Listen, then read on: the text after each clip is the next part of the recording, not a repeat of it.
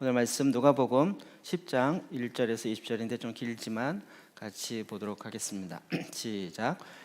그 후에 주께서 네, 여기 1절부터 누가복음 10장 1절에서 20절이요. 시작. 왜요? 안 나가요? 안 나갔군요. 네, 하겠습니다. 시작.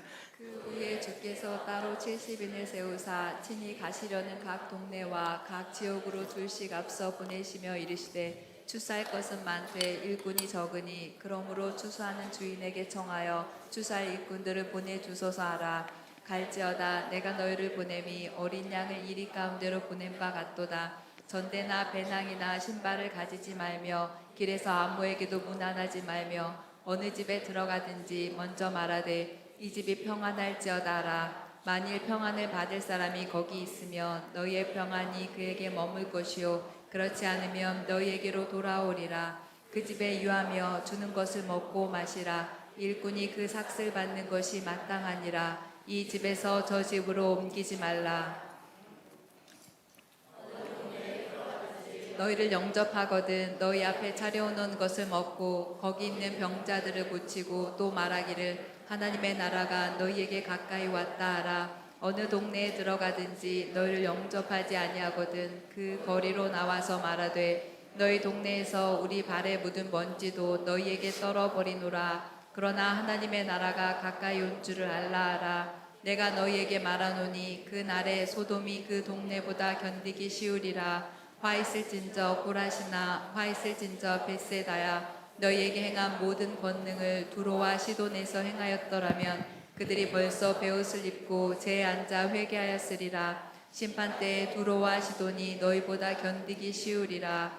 가버나움아 내가 하늘에까지 높아지겠느냐 음부에까지 낮아지리라. 너희 말을 듣는 자는 곧 내 말을 듣는 것이요 너희를 저버리는 자는 곧 나를 저버리는 것이요 나를 저버리는 자는 나 보내신 이를 저버리는 것이라 하시니라. 70인이 기뻐하며 돌아와 이르되 주여 주의 이름이면 귀신들도 우리에게 항복하더이다. 예수께서 이르시되 사탄이 하늘로부터 번개같이 떨어지는 것을 내가 보았노라. 내가 너희에게 뱀과 전갈을 밟으며 원수의 모든 능력을 제어할 권능을 주었으니 너희를 해칠 자가 결코 없으리라. 그러나 귀신들이 너희에게 항복하는 것으로 기뻐하지 말고 너희 이름이 하늘에 기록된 것으로 기뻐하라 하시니라. 아멘. 우리가 지금 성령의 절기 이렇게 해서 지나가고 있는데 성령의 절기가 크게 볼 때 두 파트로 나눠집니다. 그 앞부분에 있는 5개인가는 성령의 절기고 성령의 절기 2는 사실 선교의 절기라고 이렇게 좀 구분합니다. 선교의 절기라는 것은 성령께서 이제 파송한다는 거죠. 그 흐름이 정확하게 맞죠. 정확하게 맞죠. 여러분, 그래서 성령의 절기에 우리가 보는 본문이 바로 이 본문인 거죠. 그런데 주님은 이 땅에 계시는 동안 이미 우리에게 이렇게 세상에 보냄받은 그 삶이 어떠해야 되는지를 주시면서 구체적인 지침과 같이 주셨습니다. 그것이 이제 누가복음 10장인데요. 오늘 아주 자세히 보진 않겠지만 개략적으로만 보면 1절, 2절부터 다시 한번 볼까요? 시작. 그 후에 주께서 따로 70인을 세우사 친히 가시려는 각 동네와 각 지역으로 둘씩 앞서 보내시며 이르시되 추수할 것은 많되 일꾼이 적으니 그러므로 추수하는 주인에게 청하여 추수할 일꾼들을 보내주소서 하라. 아멘. 보시면 주께서 따로 70인을 친히 가시려는 각 동네. 주님은 지금 마음이 뭐예요? 친히 각 동네마다 다 가고 싶으세요. 가기 원하세요. 그런데 이 땅에 있는 동안 한계가 있죠. 육신을 입고 있기 때문에. 그래서 어떻게 해요? 70인을 둘씩 짝을 지어서 35개 조로 나누어서 가고자 하는 동네에 적어도 35군데 보냈다는 얘기죠. 이 얘기의 확장은 무엇일까요? 지금 우리 전 세계에 주님이 다 가고 싶으세요. 그런데 누구를 보내요? 추수할 일꾼을 보낸다는 거죠. 추수할 일꾼 또 신천지가 써가지고 이 생각이 먼저 드는데 네. 우리가 지금 보냄 받은 것은 바로 이 말씀에 근거하죠. 그렇죠? 주님이 가고자 하는 곳에 이제 주님의 사람을 하나님의 사람으로 만들고 그를 보내서 그로 하여금 예수님이 가서 하고자 하는 일을 그가 할 수 있게 하는 거죠. 그게 바로 저와 여러분이 된 것입니다. 네. 5절 볼까요? 시작. 어느 집에 들어가든지 먼저 말하되 이 집이 평안할지어다 하라. 아멘. 그래서 이 보냄 받은 자의 자세입니다. 제가 최대한 빨리 마치려고요. 허리가 지금 아파와서 빨리 마쳐야 될 것 같아요. 보냄 받은 자는 가는 곳마다 뭘 해야 돼요? 평안할지어다. 우리가 복음을 전하지만 그 복음은 하나님 나라 복음입니다. 그리고 가서 뭘 전해요? 축복을 하는 거예요. 그래서 이 축복의 책임, 아론의 축복, 우리가 이 축복하는 이 자세가 너무 중요한 거예요. 오늘날 한국교회 기독교 성도들이 이 세상에 굉장히 무례하게 비춰졌거든요. 그런데 원래 하나님은 제사장들 통하여 이 땅을 축복하게 했고 축복하는 제사장의 권세를 가지고 가게 했던 거죠. 저와 여러분이 이런 것을 다 권세를 회복하고 받아서 가는 거죠. 자, 또 11절 볼까요? 시작. 너희 동네에서 우리 발에 묻은 먼지도 너희에게 떨어버리노라. 그러나 하나님의 나라가 가까이 온 줄을 알라 하라. 우리가 이렇게 파송받지만 다 환영받지는 않죠. 거절하고 저항하고 들어오지 말라라고 하는 곳도 있어요. 예수님도 그랬기 때문에요. 그럴 때 어떻게 해야 되는지도 이미 지침을 준 거죠. 어떻게 하라고요? 발에 먼지를 털어라. 그리고 하나님 나라가 가까이 왔다. 이게 어떻게 될까요? 안 받아들이는 자들에게는 하나님이 심판하세요. 하나님 나라가 가까이 왔을 때 축복도 있지만 받아들이지 않은 나라에는 하나님의 심판도 같이 있는 거죠. 그러니까 우리는 내가 심판하고 복음을 받아들이지 않는 것에 대해서 내가 판단하고 내가 뭐라고 할 것이 아니라 주님이 다스리도록, 주님이 다스리도록. 그러니까 여러분이 내가 마음에 안 들 때 그 사람을 향해서 내가 막 욕하고 내가 때려주는 것보다 하나님 나라가 가까이 왔습니다 이러고 가면 주님이 이제 알아서 하시는 거예요. 우리 거기다 대고 이게 틀린 거 아니냐, 저게 맞는 거 아니냐 이렇게 할 필요가 없어요. 그냥 거부하고 거절하면 예 알겠습니다. 그냥 먼지 털고 하나님 나라가 가까이 왔습니다 이러고 이제 가는 거예요. 이게 보냄받은 자의 자세이죠. 마음 편하지 않으세요? 안 받아들이겠다는 걸 막 끝까지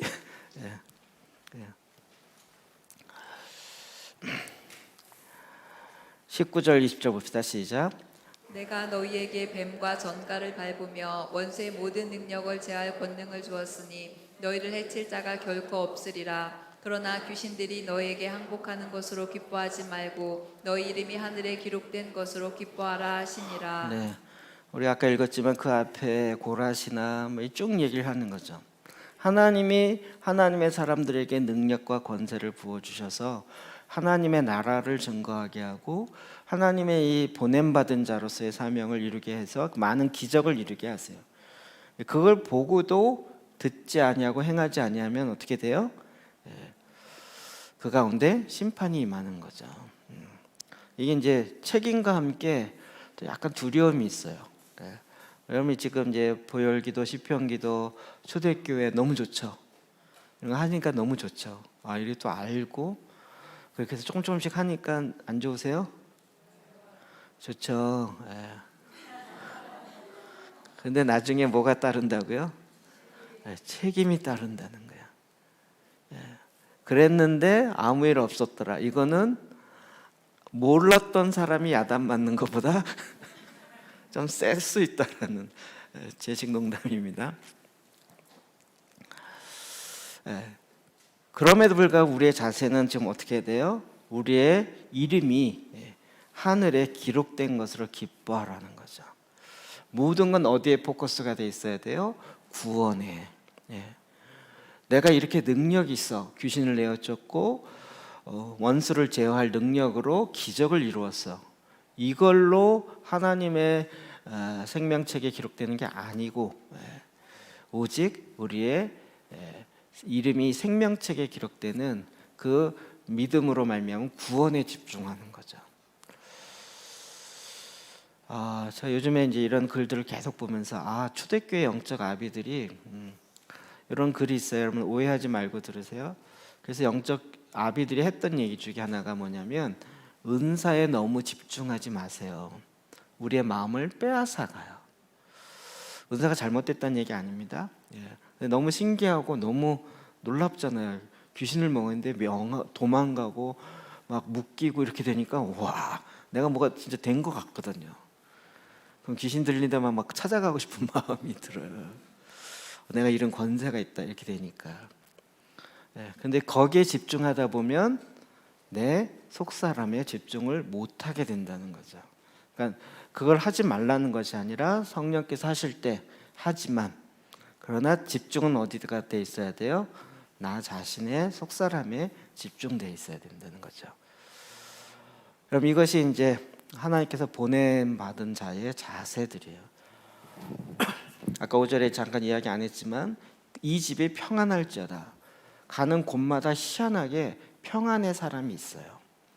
내가 이 평안의 축복을 받아들이려고 하는 사람이 반드시 있어요. 하나님은 이런 말씀도 우리가 믿어야 돼요. 저기 저 도시에 가서는 아무도 안 받아들일 것 같아요. 내가 판단하는 게 아니라 그래도 우리는 주님이 가시고자 하는 동네에 보냄받은 거잖아요. 그곳에 가서 이 집에 평안이 있을지어다 라고 말하는 거예요. 그러면 다 거절하는데 희한하게 상상지도 못했던 어떤 사람이 딱 그 말씀을 받아들이는 사람이 있는 거죠. 이게 이제 보냄받은 자의 자세인 거예요. 그러니까 성령님은 우리로 하여금 이제 하나님의 승천과 그렇죠? 오순절에 성령의 임하심과 그래서 성령님에 대해서 더 친밀하게 알고 나의 도우시는 분, 그 파라크레토스, 내 옆에서 나를 헬퍼 도와주시는 그분으로 계신 그분이 이제 하나님의 깊이 있는 걸 깨달아서 우리로 하여금 보내시는 이 작업을 한다라는 거죠. 자, 이렇게 대표적인 인물이 뭐예요? 바로 사도라는 거예요. 사도라는 것을 우리가 직책, 우리나라의 이 직책 개념으로 받아들이면 이해를 못해요. 이게 우리나라만의 독특한 특성이라고 많이 말씀드렸죠.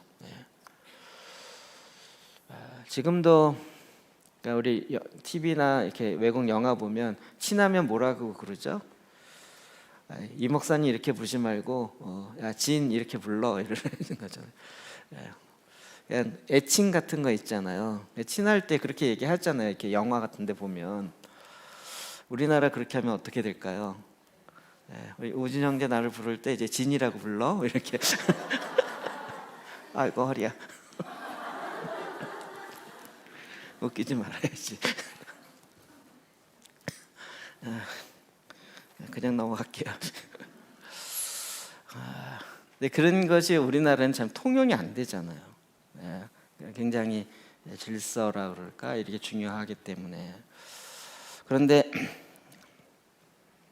하나님께서는 이제는 우리로 하여금 성령님과 함께 이와 같이 주님의 일하심을 풀어가게 하는 거예요.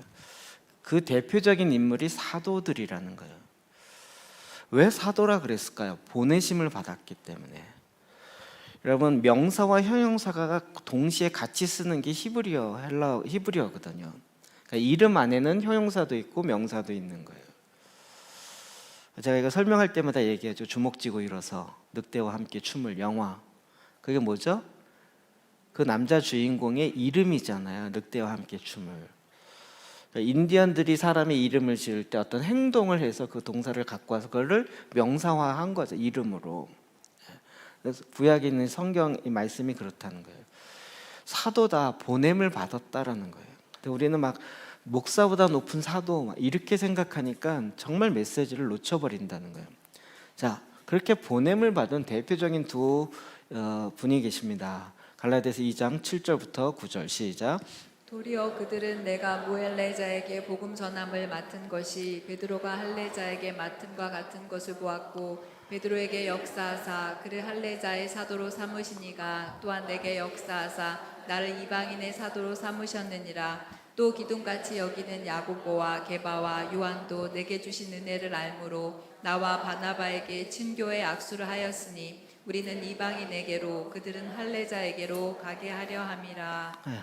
저 말씀을 주의 깊게 보면서 이렇구나. 우리는 뭐라고 배웠냐면 사도행전이 베드로에서 바울로 넘어갔다 이렇게 배웠거든요. 사도행전 구조는 1장 8절에 있는 예루살렘과 온 유다와 사마리아와 땅 끝까지 이르러 그 구조로 돼 있어요. 그렇죠? 사마리아에 누가 복음을 전해요? 빌립 집사님부터 시작해서 그 다음에 땅 끝까지 이방인의 복음은 누가 전해요? 바울이. 그러니까 이제 13장 넘어가면 바울로 베드로였다가 바울로 주인공이 넘어가는 것 같잖아요. 그걸 맨날 표현하면서 제가 신학교 다니면서 맨날 그렇게 들었어요. 이제 베드로 시대가 끝났고 바울 시대가 시작됐다. 근데 아니죠. 성경은 뭐라 그랬어요? 베드로는 할례 받은 자에게, 이방인에게는 누구에게 보냈어요? 무할례자들에게는 바울이 각각 다 사도로 보내심을 받은 거예요. 베드로 시대가 끝난 게 아니고, 그렇죠? 동시다발적으로 다 베드로에게는 할례자에게 보냄을 받은 사도가 되는 거고, 이방인들에게는 사도 바울이 보낸. 그러니까 둘 다 뭐예요? 사도죠. 그러니까 사도행전을 보냄 받은 자의 행전으로 읽으면 제대로 읽는 거겠죠. 자꾸 성령행전 이렇게 보지 말고 원 제목 자체도 사도행전이잖아요.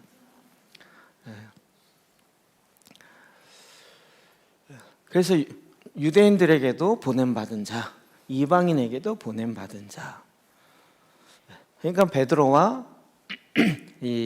그 바울이 갈등을 일으키거나 시대가 이렇게 바톤 터치되는 게 아니고 함께 보냄받은 자로서의 사도적인 삶을 사는 거죠.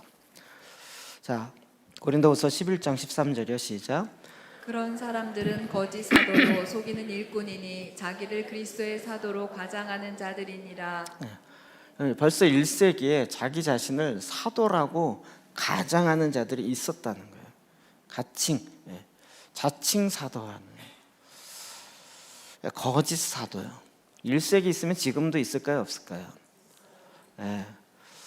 제가 이런 차원에서 신사도 운동을 비판을 하기 시작했어요.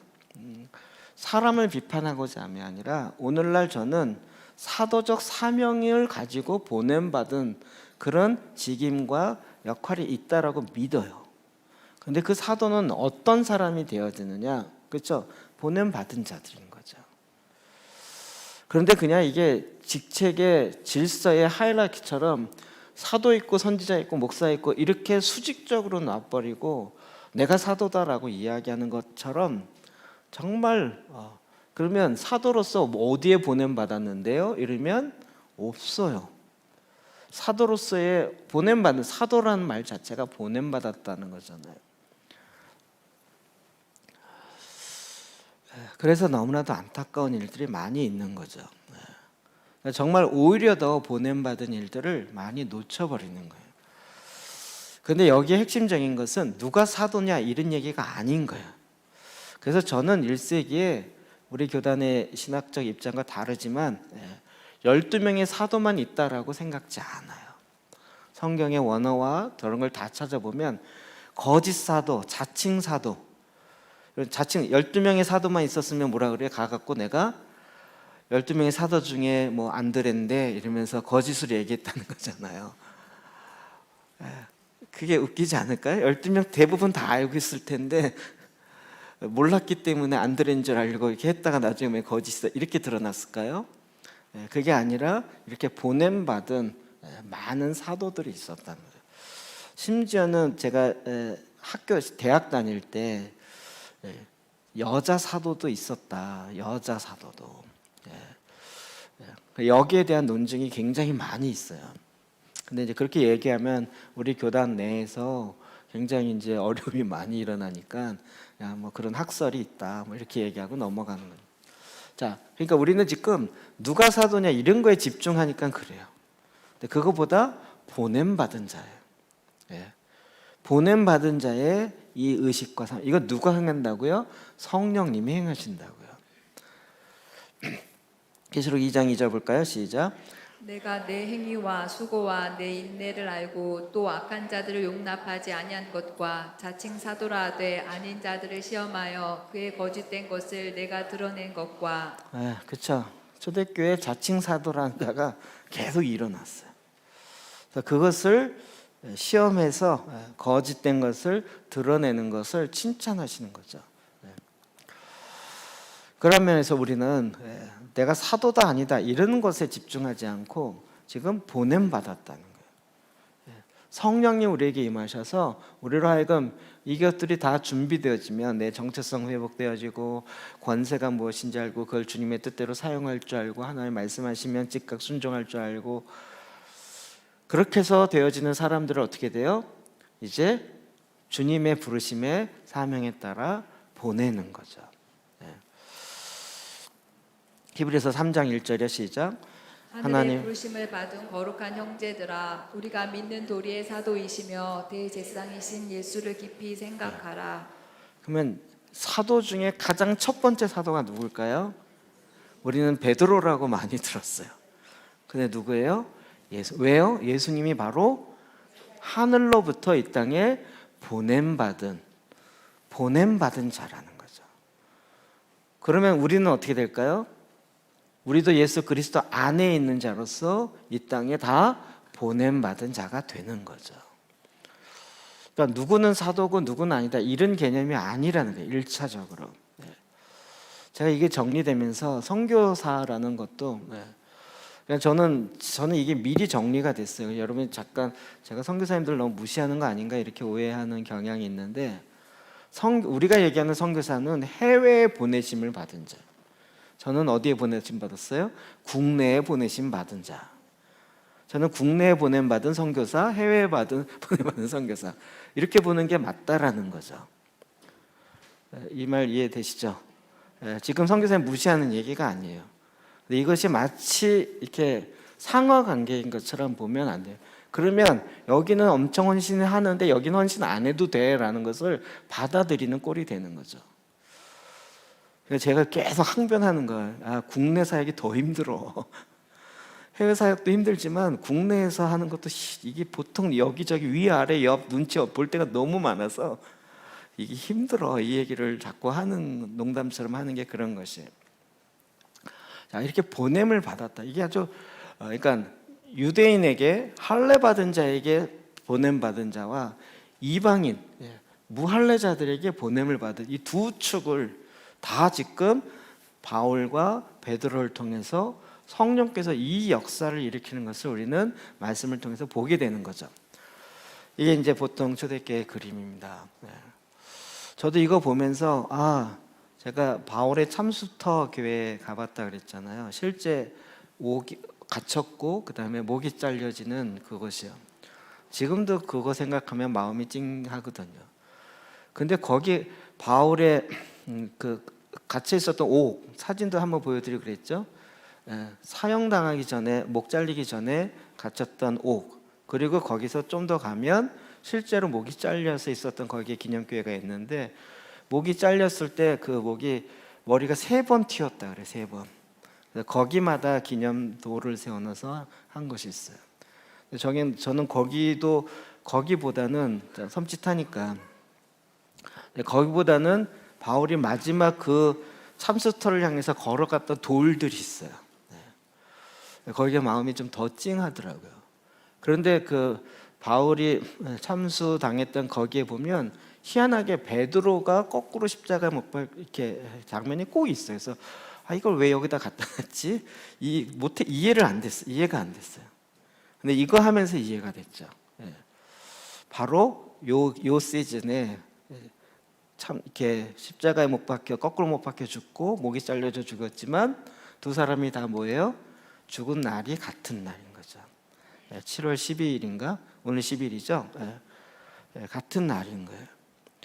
그리고 이 두 사람의 이 순교는 결국 유대인의 복음을 전하며 보냄받은 자의 순교 피 뿌림이 되어지고 믿지 않는 이방인들 무할례자들에게 뿌려지는 순교의 피가 되는 거죠. 이 두 기둥과 같이 된 거죠. 그래서 우리는 그냥 사도를 기념하는 게 아니라 이렇게 이 세상에 보냄받은 자로서의 삶을 우리가 오늘 우리 자신을 돌아봐야 된다는. 자, 그러면 우리가 보냄받은 자로 어떻게 살아갈 것인가? 빌립보서 3장 20절 봅시다. 시작. 그러나 우리의 시민권은 하늘에 있는지라 거기로부터 구원하는 자 곧 주 예수 그리스도를 기다리노니. 우리는 이 땅에 보냄받았지만 거기로부터 주님이 나를 보낸 자, 우리의 시민권이 있는 것을 계속 바라보고 거기를 향해 가는 거죠. 요한복음 3장 5절, 6절, 7절도 봅시다. 시작. 예수께서 대답하시되 진실로 진실로 내게 이르노니 사람이 물과 성령으로 나지 아니하면 하나님의 나라에 들어갈 수 없느니라. 육으로 난 것은 육이요 영으로 난 것은 영이니 내가 내게 거듭나야 하겠다 하는 말을 놀랍게 여기지 말라. 네. 제가 이건 눈에 말씀드렸고 저도 잘 집중하지 않으면 자꾸 옛날로 휙 돌아가요. 나의 실제는 육이에요, 영이에요? 영이 나의 실제로 자꾸 말씀드리죠. 이건 지금 뭐예요? 육이죠. 그러니까 내가 지금 거듭난 건 뭐가 거듭난 거예요? 영이. 그 영은 어디 소속이에요? 하늘에 속한 거예요. 내 영의 상태가 나의 실제의 상태인 거죠. 물론 그것이 육 안에 담겨져 있지만, 그것이 함께 가지만, 그러니까 내가 지금 뭘 보냄받았나 이랬을 때, 우리는 이미 하늘의 시민권을 두고 이 땅에 모두가 다 보냄받은 자인 거죠. 우리 저만이 아니라 여러분 모두가 다 지금 현재 보냄을 받은 상태에서 적지에서 지금 잠깐 모여 있는 거예요. 여기서 보내는 게 아니고 하늘에서 이미 보냄을 받았고 보냄 받은 자끼리 모여갖고 야, 너는 어떤 사명 갖고 왔어? 너는 어떤 사명 갖고 왔어? 그래서 이렇게 모여서 여기서 또 그 뜻을 같이 이루어가는 거죠. 이게 훨씬 더 재밌지 않으세요? 자꾸 여기가 보내는 장소고 나는 안 보내, 나는 보냄 받기 싫고 주여 내가 여기 있으니 쟤를 보내소서 이러면서 사람들을 보내는 이게 엉뚱한 생각이라 그 자체가. 에베소 2장 6절 7절 시작. 또 함께 일으키사 그리스도 예수 안에서 함께 하늘에 앉히시니 이는 그리스도 예수 안에서 우리에게 자비하심으로써 그 은혜의 지극히 풍성함을 오는 여러 세대에 나타내려 하심이라. 아멘. 하나님이 정말 이렇게 끊임없이 하나님의 그 은혜의 지극히 풍성함을 오는 여러 세대, 세계 구원 관련된 것도 지금 하나님 주시는 이 속사람 이런 걸 보고 언약 특히 이렇게 쭉 훑었잖아요. 우리가 창세기부터 계시록까지. 하나님, 이게 죄송한 표현인데요, 하나님이 어떻게든지 이 사랑을 같이 나눌 수 있는 사람을 찾으려고 언약하고 또 깨지면 또 다른 언약 또 하시고 또 사랑을 구걸하는 듯한 느낌이 들 정도로, 이런 표현이 좀 죄송하다 그랬어요. 그 언약 앞에 온전히 반응하며 사랑으로 반응할 그런 사람을 주님이 찾고 계시더라고요. 하나님께서. 우리는 너무나도 쉽게 그 사랑을 거절하고 거부하고 그래도 난 괜찮아 이렇게 거꾸로 생각하고 있는 거예요. 근데 하나님 우리에게 부어진 그 은혜는 진짜 너무 크고 풍성한 거죠. 엄청나게 풍성함이에요. 엄청난 풍성함. 예. 하나님은 그런 면에서 그 보내심 받은 자리에 들어가는 게 들어가서 뼈 빠지게 일해야 된다 이 얘기가 아니고요. 거기에서 하늘의 풍성함들을 막 풀어놓게 하는 거예요. 엄청나게 풀어놓게 하는 거죠. 요한일서 3장 8절이요. 시작. 죄를 짓는 자는 마귀에게 속하나니 마귀는 처음부터 범죄함이라. 하나님의 아들이 나타나신 것은 마귀를 멸하려 하심이라. 우리가 이 땅에서 뭐 해요? 마귀를 멸하고 하나님의 나라, 하나님의 일을 이 땅에서 풀어놓는 작업들을 하는 거죠. 이게 보냄 받은 자. 그래서 우리에게 귀신을 컨트롤, 이렇게 뭐죠?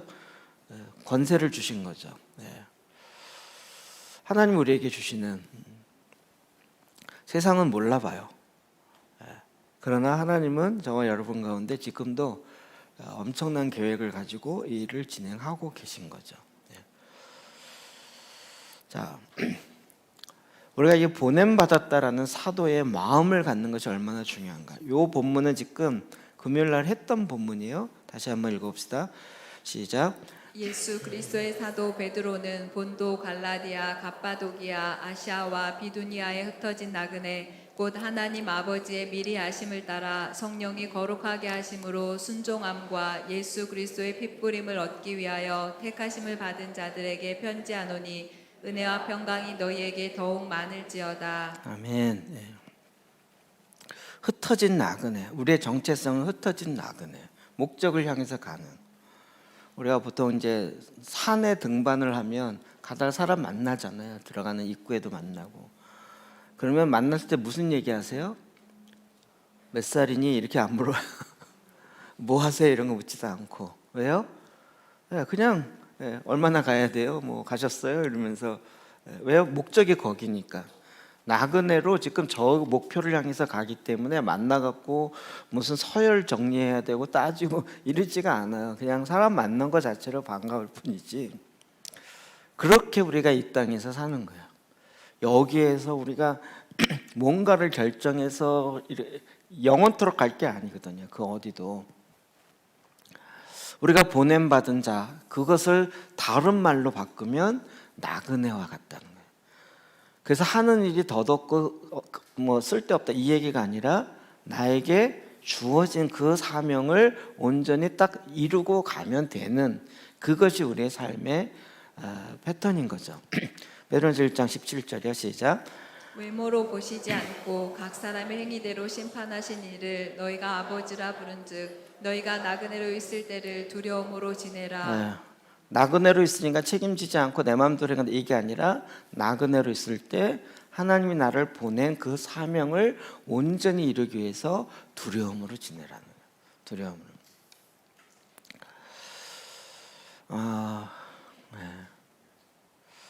산 얘기하니까 산 좋아하시는 분이 생각나가지고 그분은 진짜 대단해요. 백두대간을 횡단하는 게 목적이더라고요. 백두대간 아세요? 산을 오르고 내려오는 게 아니라 산 능성을 위에서부터 아래까지 훑어갖고 가는 건데 이거를 어차피 못하니까 올라갔다 요만큼 가고 내려왔다 다시 올라갔다 요만큼 가서 요거를 47곳인가? 그 지점이 있어요. 거기를 횡단하는 게 목적이에요. 진짜 이렇게 안 힘드세요.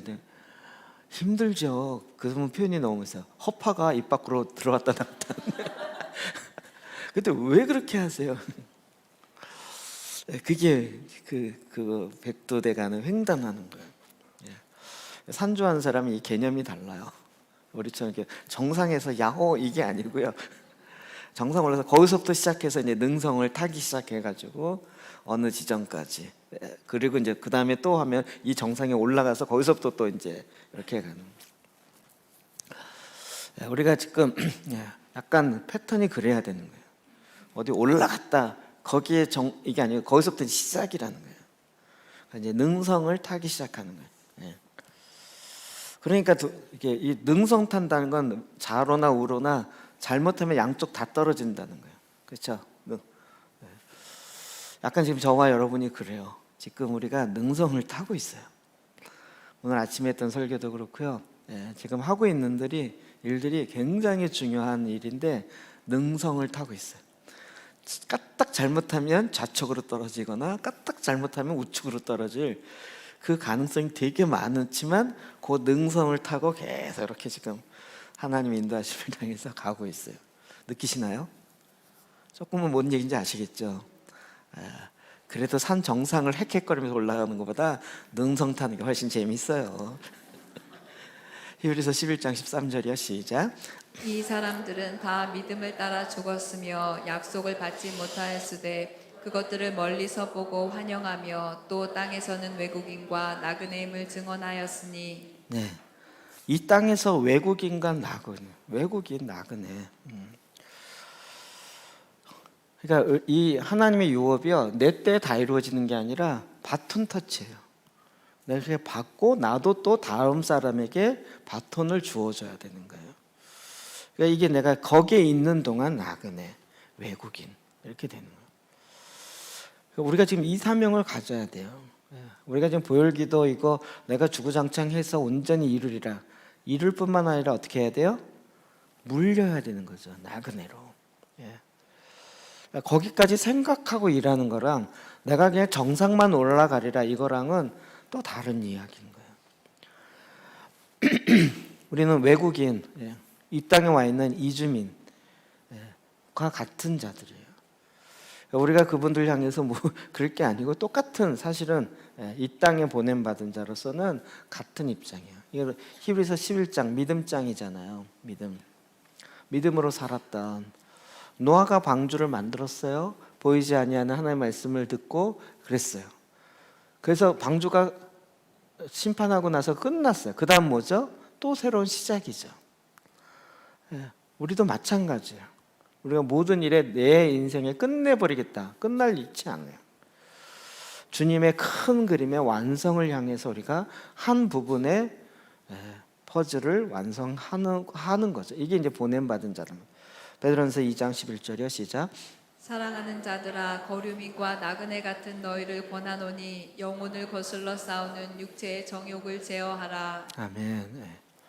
나그네와 같은 너희를 권는 육체의 정욕을 제어하라. 이게 이제 등산 좋아하시는 분 아시겠지만, 가면 갈수록 등산을 처음에 할 때는 우리나라 등산 문화가 독특해서 처음 갈 땐 모든 장비를 다 가져가죠. 근데 이게 능선을 타는 사람들 어떻게 해야 돼요? 최소화해야 돼요. 가벼워야 돼요. 그러니까 뭐 이것저것 다 가져가서 하리라, 그렇게 갖고는 완주를 못 하는 거예요. 그러니까 육체의 정력을 제어하라. 그것 쫓아다니면서 이것저것 하다가 우연찮게 내게 주어지는 사명을 할 수 있으리라, 그렇게 가지 않더라고요. 그렇지 않은가요? 저도 사실은 제가 하고 싶은 것만 한다면 저도 놀고 싶은 거 많아요. 저도 나름대로 잡기에 능하고 제가 보드게임이나 카드놀이나 뭐 다이아몬드 게임이나 이런 거 하면 뭐 웬만해서 안 집니다. 카드 게임이나 원카드 우노 게임이나 이런 거에서 손등 별로 안 맞습니다. 거의 때리는 분위기지. 요즘은 하도 이제 어떤지 모르겠지만 근데 이제 그런 거에 시간 뺏길 여유가 별로 없는 거죠. 보냄받은 자는 바로 그거에 집중하는 거죠. 지금 성령께서 우리를 그렇게 이끌어 가시는 거예요. 여러분이 이렇게 지금 할 게 너무 많다 그러는데, 이렇게 너무 많다라고 약간 헉헉거리는 이 상태가 정상입니다. 왜 그런지 아세요? 할 게 많지 않으면 어떻게 할까요, 여러분? 성경 많이 읽을 게 별로 없고 그냥 한 두 절 읽으면 끝이고 이렇게 되고, 시간이 많으면 여러분 삶이 어떻게 어떤 쪽으로 갈 것 같으세요? 그 빈 시간 동안 은둔하며 이럴까요? 전혀 아니라는 거 아시죠? 그러니까 보통 사람이 스트레스가 없으면 난리 나는 거예요. 그러니까 본인이 감당할 스트레스보다 약간 더 스트레스를 하나님 허락하는 거죠. 너무 받으면 문제지만 스트레스가 없어도 삶의 목적을 놓쳐버리는 거예요. 그러니까 본인이 감당하는 것보다 약간 앞에 있는 그 정도 스트레스로 가는 거거든요. 그러니까 그래서 우리가 이 일을 이렇게 하나씩 이끌어가는 거예요. 우리가 성령께서 우리 가운데 임하셔서, 여러분, 베드로를 보내시고 바울을 보내셔요. 지금도 저와 여러분 마찬가지죠. 지금도 마찬가지예요. 요즘에 저희가 하는 것들이 많이 퍼지기 시작하면서 이게 저의 기대인지 모르지만 도대체 기도재단 실제를 어떻게 하는지를 좀 알고 싶은데 어떻게 하면 좋을까요? 이런 문의가 많이 와요. 그러면 답은 뭘까요? 실제를 실습을 해보는 수밖에 없어요. 그렇죠? 그러면 와서 하든지 우리가 가서 하든지 해주든지. 근데 올 상황이 안 되면 우리가 보내야 되는 거죠. 오라고 할 일이 많을까요? 가야 할 상황이 많을까요? 그렇죠? 가면 한 봉을 끝나잖아요. 제가 얼마 전에 송도에 계신 그룹이 저희 이제 스쿨 오고 그랬는데 이분들은 꼭 목사님 진짜 죄송하지만 한 번만 와주실래요? 그래요. 감히 식사 대접을 하고 싶은데 오실래요? 그래서 예. 그러면 이제 또 떨떨하게 반응하면 아니 목사님 죄송한데 목사님 오시면 혼자 오시면 되지만 우리가 오면 7명 8명이 와야 되니까 목사님 한 번만 와주시면 우리가 2배로 잘 섬겨드릴게요. 이렇게 되는. 여러분 지금 가야 할 일이 너무 많아요. 그렇지 않을까요?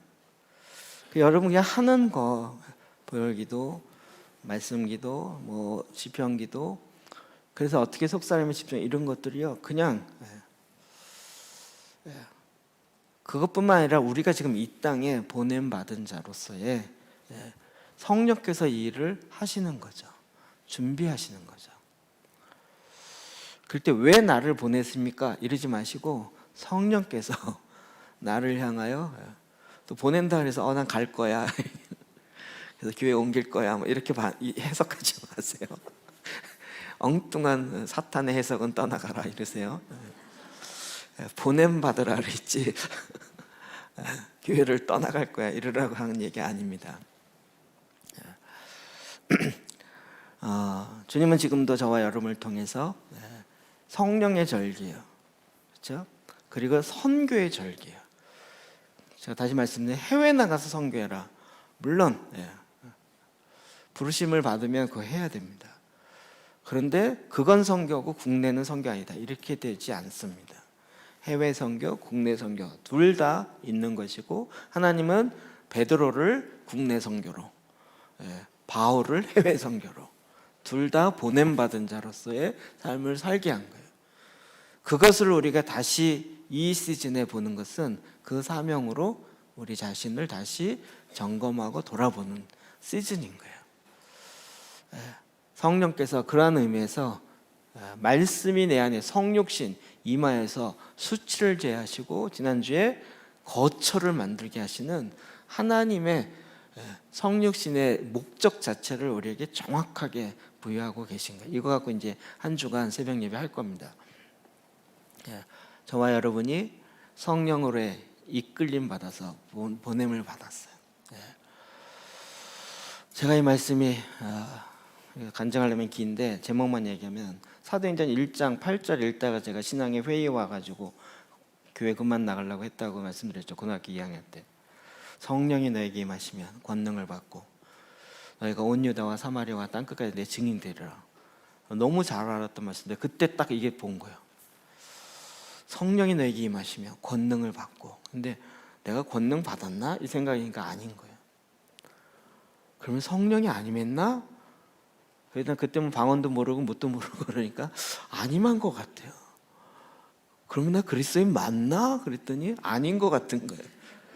이러면서 이제 회의에 빠지기 시작해서 한 2년 반을 헤맨 거거든요. 2년 반을. 물론 그 영적 저에게 있어서는 영적 사춘기와 같았어요. 그 기간이.